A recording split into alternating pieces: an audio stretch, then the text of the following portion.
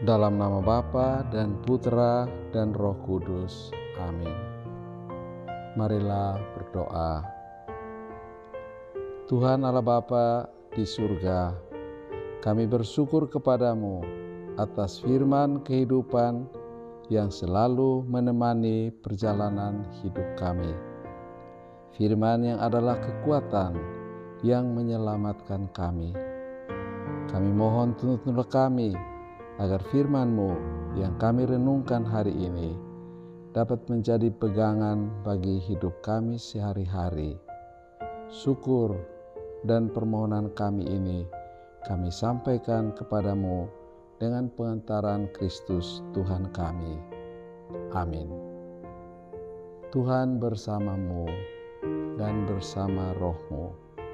Inilah Injil Yesus Kristus menurut Markus. Dimuliakanlah Tuhan. Injil Markus bab 8 ayat 27 sampai 35. Kemudian Yesus bersama murid-muridnya berangkat ke kampung-kampung di sekitar Kaisarea Filipi. Di tengah jalan ia bertanya kepada murid-muridnya, katanya, "Kata orang, siapakah aku ini?" Jawab mereka, "Ada yang mengatakan Yohanes Pembaptis, ada juga yang mengatakan Elia, ada pula yang mengatakan seorang dari para nabi." Ia bertanya kepada mereka, "Tetapi apa katamu, siapakah aku ini?" Maka jawab Petrus, "Engkau adalah Mesias." Lalu Yesus melarang mereka dengan keras supaya jangan memberitahukan kepada siapapun tentang Dia. Kemudian mulailah Yesus mengajar kepada mereka bahwa Anak Manusia harus menanggung banyak penderitaan dan ditolak oleh tua-tua, imam-imam kepala, dan ahli-ahli Taurat, lalu dibunuh dan bangkit sesudah 3 hari. Hal ini dikatakannya dengan terus terang. Tetapi Petrus menarik Yesus ke samping dan menegur Dia. Maka berpalinglah Yesus dan sambil memandang murid-muridnya, ia memarahi Petrus, katanya, "Enyahlah iblis, sebab engkau bukan memikirkan apa yang dipikirkan Allah, melainkan apa yang dipikirkan manusia." Lalu Yesus memanggil orang banyak dan murid-muridnya dan berkata kepada mereka, "Setiap orang yang mau mengikut aku, ia harus menyangkal dirinya, memikul salibnya, dan mengikut aku. Karena siapa yang mau menyelamatkan nyawanya, ia akan kehilangan nyawanya. Tetapi barang siapa kehilangan nyawanya karena aku dan karena Injil, ia akan menyelamatkannya." Demikianlah sabda Tuhan. Terpujilah Kristus. Sahabat-sahabat Yesus yang saya kasihi, saya awali renungan ini dengan satu video kecil berjudul Reconciliation, a Sacrament of Healing. Dalam video ini ada wawancara dengan seorang suster Brige. Ia menceritakan bahwa ia pernah bertemu dengan seorang wanita muda di bandara. Wanita itu sedang hamil 6 bulan dan sedang dalam perjalanan untuk menggugurkan bayi dalam kandungannya karena cacat. Wanita itu berkata kepada suster, "Allah itu Maha Kasih. Allah itu baik, Ia tahu keadaan kami. Kami tidak mampu memelihara anak cacat." Dan semua temannya pun setuju dengan keputusannya. Mendengar ceritanya, suster itu lalu menyatakan pendapatnya, "Perbuatan itu dosa. Anda adalah pembunuh kalau Anda membunuh bayi dalam kandungan Wanita itu pun menjadi marah dan mengatakan, "Suster, engkau terlalu kasar terhadap saya." Suster lalu berhenti sejenak berefleksi. Kita jangan membuat orang terluka dengan kata-kata kita, tetapi kadang-kadang perlu terluka untuk bisa menyembuhkan orang lain. Dengan pernyataan suster itu, wanita itu menjadi sadar bahwa apa yang direncanakannya itu tidak baik.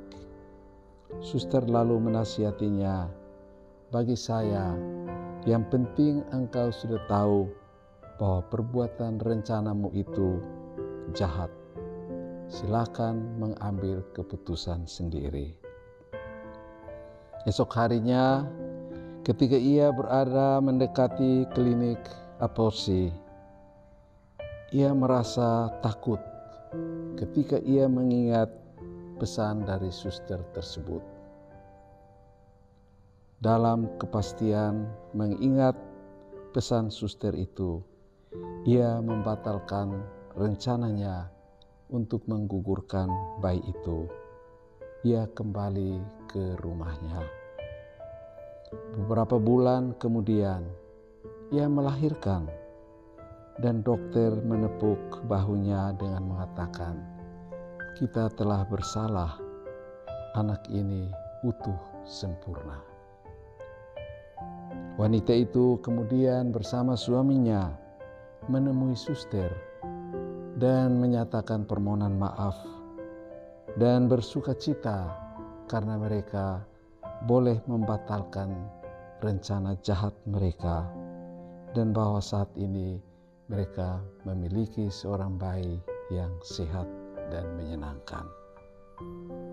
Bapak, Ibu, saudara-saudari yang saya kasihi dalam Kristus Yesus, cerita singkat tadi membantu kita sekalian untuk merefleksikan firman Tuhan yang kita dengar untuk hidup kita setiap hari. Para murid Yesus telah hidup bersama-sama dengan Dia. Mereka mengenal Dia dan bisa mengatakan bahwa Dia itu adalah Mesias. Tetapi ketika Tuhan Yesus menyatakan bahwa Ia harus menderita, mati, dan bangkit pada hari ketiga, Petrus justru menolak pernyataan Yesus tersebut. Tidak diterimanya bahwa guru mereka harus menderita. Ia ditegur oleh Yesus karena ia memikirkan hal-hal itu menurut pertimbangan manusia, bukan menurut pertimbangan Tuhan. Ibu Katolik tadi tentunya kenal Yesus, rajin berdoa dan ke gereja. Namun pada saat ia berhadapan dengan masalah, ia mencari jalan keluar menurut pertimbangannya sendiri yang berlawanan dengan pertimbangan Tuhan. Ia menjadi marah pada suster yang menyatakan kehendak Allah kepadanya.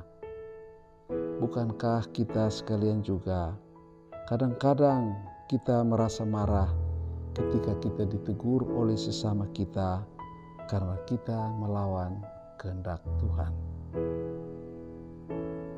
Tuhan Yesus juga mengatakan, "Barang siapa yang menyangkal dirinya dan memikul salibnya setiap hari, dia adalah muridku." Ibu muda itu merasa berat dengan beban hidup. Bagaimana ia dapat memelihara anak cacat dengan merencanakan pengguguran yang sebenarnya bukan kehendak Tuhan? Saudara-saudari, bukankah dalam kehidupan kita, ketika kita menghadapi masalah, kita memberontak kepada Tuhan dan bahkan mengambil jalan keluar kita sendiri yang melawan kehendak Allah? Saudara-saudariku, sahabat-sahabat Yesus yang terkasih, suster berani mengatakan kebenaran walaupun ia dimarahi. ia siap menanggungnya karena ia tahu ia berada di pihak yang benar. Bukankah kita juga kadang-kadang harus rela menderita karena kita berpihak pada hal-hal yang benar? Syukurlah saudara-saudara bahwa teguran suster telah merubah rencana ibu itu dan membatalkan rencana penggugurannya. Bersediakah kita dalam situasi sulit membuka diri kita terhadap sabda Tuhan dan belajar untuk merubah rencana kita yang jahat dan sesuaikan dengan rencana Tuhan? Saudara-saudariku, sahabat-sahabat Yesus yang terkasih, dalam menjalani hidup kita setiap hari, kadang-kadang kita harus mengambil keputusan. Dan ingatlah bahwa ketika keputusan yang mudah dan gampang seringkali itu bertentangan dengan kehendak Tuhan. Tetapi kalau keputusan itu terasa berat yang harus ditanggung, sebenarnya itulah yang sesuai dengan kehendak Allah. Mari saudara-saudari, kita belajar menjadikan sabda Tuhan sahabat kita dalam perjalanan hidup kita setiap hari. Berusahalah untuk dekat dengan Yesus dalam firman-Nya, sehingga kita mampu mengatasi banyak masalah hidup dalam terang sabda Tuhan, walaupun kadang-kadang terasa berat untuk ditanggungnya. Semoga Tuhan memberkati kita sekalian. Amin. Marilah kita berdoa. Tuhan Yesus, terima kasih atas firman-Mu yang meneguhkan kami. Semoga firman-Mu tetap bergaung dalam hidup kami, terutama saat-saat kami berhadapan dengan tantangan dalam hidup, agar kami selalu berpihak pada sabda-Mu. Terima kasih Tuhan Yesus. Amin. Tuhan bersamamu dan bersama rohmu. Semoga kita sekalian diberkati, dituntun Allah yang Maha Kuasa, Bapa dan Putra dan Roh Kudus. Amin.